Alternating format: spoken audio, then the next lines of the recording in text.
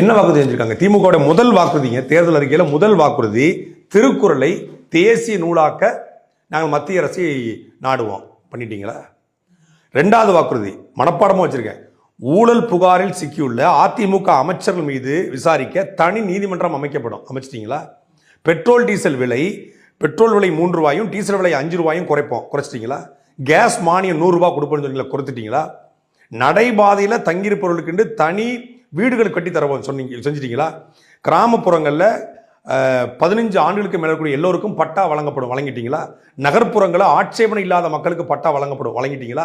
கொளத்தூர் தொகுதியில் மட்டும் 15,000 பேர், மரியாதைக்குரிய தமிழ்நாட்டின் முதலமைச்சர் எஸ் ஸ்டாலின் அவருடைய சொந்த தொகுதி கொளத்தூரில் 15,000 பேர் பட்டா கட்டி விண்ணப்பிச்சிருக்காங்க. ஒரு பட்டா வழங்கலை.